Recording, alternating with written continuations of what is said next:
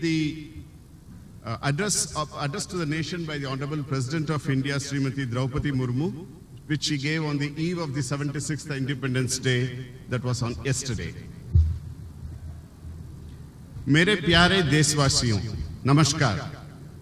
74वीं स्वाधीनता दिवस की पूर्व संध्या पर देश विदेश में रहने वाले सभी भारतीयों को मैं हार्दिक बधाई देती हूं। इस गौरवपूर्ण अवसर पर आपको संबोधित करते हुए मुझे बहुत खुशी हो रही है। एक स्वाधीन देश के रूप में भारत 75 साल पूरे कर रहा है। 14 अगस्त के दिन को विभाजन विभीषिका स्मृति दिवस के रूप में मनाया जा रहा है। इस स्मृति दिवस को मनाने का उद्देश्य सामाजिक सद्भाव, मानव सशक्तिकरण और एकता को बढ़ावा देना है।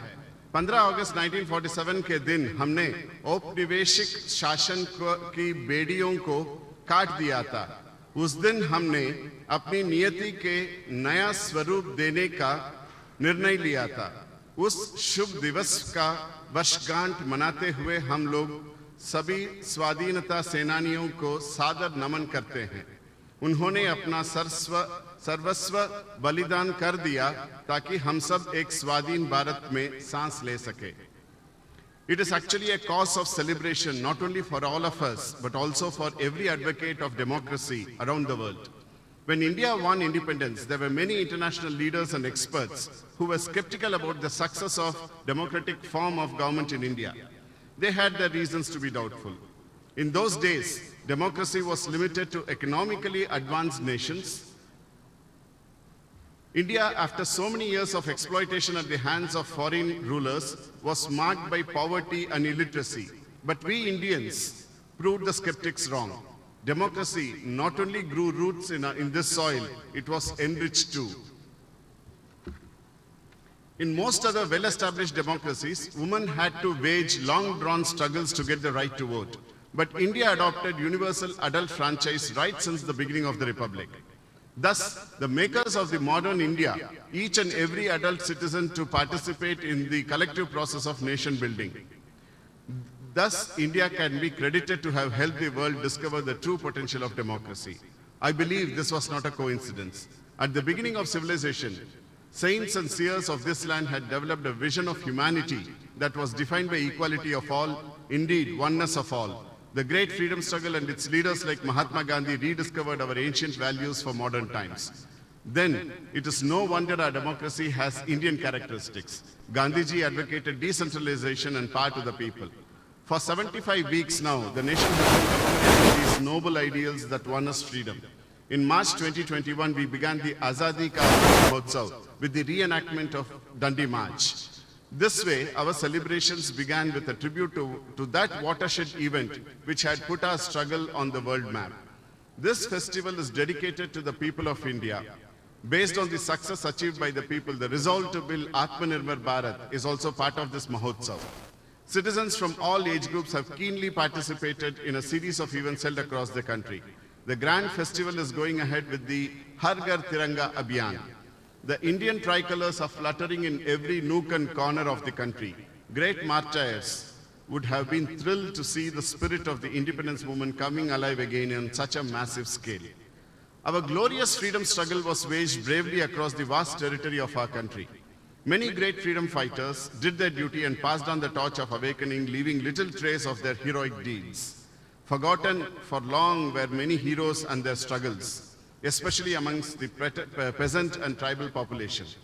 The government's decision last year to observe 15th November as Janjatiya Gaurav Divas is welcome because our tribal heroes are not merely local or regional icons, but they inspire the entire nation.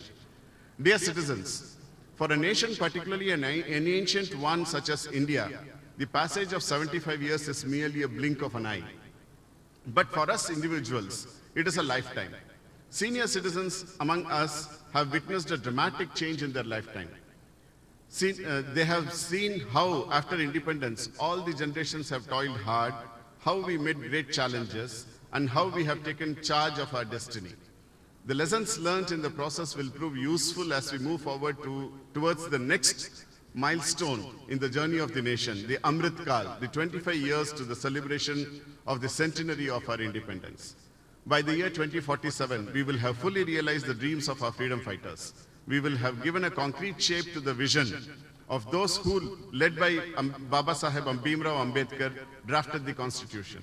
We are already on the course to build an Atmanirbhar Bharat, an India that would have realized its true potential. The world has seen a new India rising in recent years, more so after the outbreak of COVID-19. Our response to the pandemic has been appreciated everywhere. We launched the biggest vaccination drive in human history with vaccines manufactured in the country itself.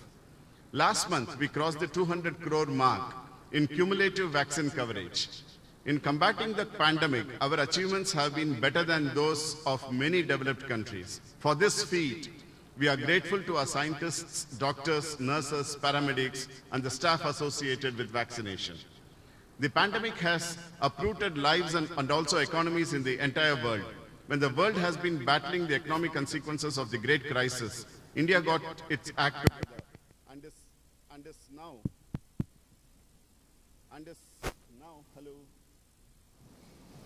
and is now moving forward. India is among the fastest growing major economies in the world.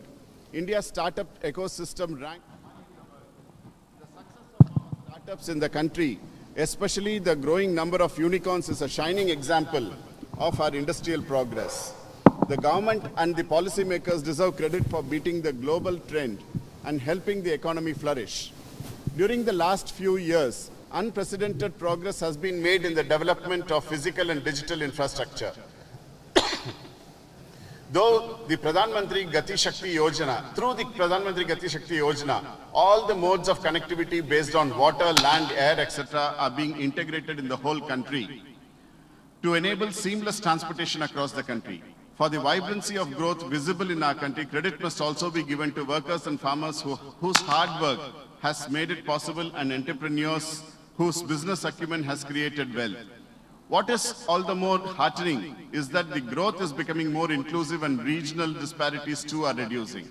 But this is only the beginning. A series of economic reforms and policy initiatives have been preparing the ground for a long term. Digital India, for example, is creating the bedrock of a knowledge economy. The national education policy is aimed at preparing the future generation for the next stage of industrial revolution, while also reconnecting it with our heritage. Economic success is leading to an ease in living too. Economic reforms are rightly accompanied by innovative welfare initiatives. A home of one's own is no longer a dream for the poor, but a reality for more and more people, thanks to the Pradhan Mantri Awas Yojana. Similarly, under the Jal Jeevan Mission, tap water connection is being provided to every household since the launch of Har Ghar Jal scheme. The aim of these and many other similar efforts is to provide basic amenities to all, particularly the poor. The key word for India today is compassion for the downtrodden, for the needy, and for those on the margins.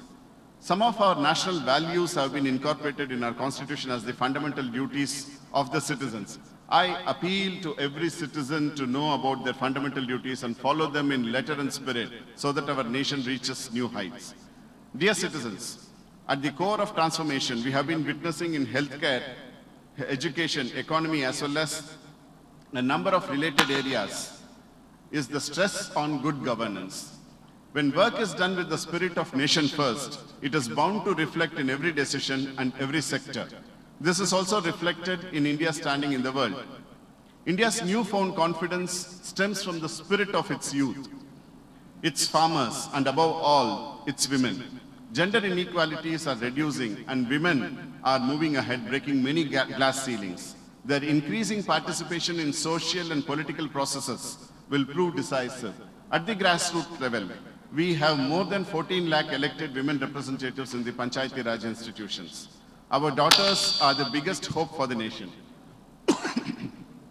Some of them brought laurels for the country at the recently held Commonwealth Games. Of course, India's sportspersons have been making the country proud by their performance in international competitions.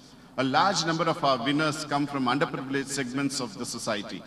From becoming fighter pilots to space scientists, our daughters are scaling great heights. Dear citizens, In celebrating Independence Day, we are celebrating our Bharatiyata. Our country is full of diversity, but at the same time, we all have something in common. It is this common thread which binds all of us together and inspires us to walk together with the spirit of Ek Bharat, Shreshta Bharat. India is a very beautiful country, also because of its mountains, rivers, lakes and forests and the animals and the birds that live in such landscapes. When the environment is facing new challenges, we must remain determined to preserve all that makes India beautiful. Conserving water, soil and biodiversity is our duty towards our children. Caring for Mother Nature has been part and parcel of Indian culture. With our traditional lifestyle, we Indians can show the way to the rest of the world. Yoga and Ayurveda are India's invaluable gifts to the world. The popularity is on the rise all over the globe. Dear fellow citizens, our beloved country has given us everything we have in life. We should pledge to give everything we can for the sake of the safety, security, progress and prosperity of our country. Our existence will become meaningful only in building a glorious India. The great nationalist poet Kuvempu, who enriched Indian literature through Kannada language, had written, Nanu alive, Neenu alive, Namma elubugal mele, muduvudu Navabharatada lele. Which means, I will pass, so will you, but on our bones will arise the great tale of a new India. This is a clarion call of the nationalist poet for making total sacrifice for the motherland and upliftment of fellow citizens. To follow these ideals is my special appeal to the youth of the country who are going to build the India of 2047. Before I conclude, I would like to extend Independence Day greetings to the armed forces, to the members of Indian missions abroad, and to the Indian diaspora who continue to make their motherland proud. My best wishes to all of you. Thank you. Jai Hind.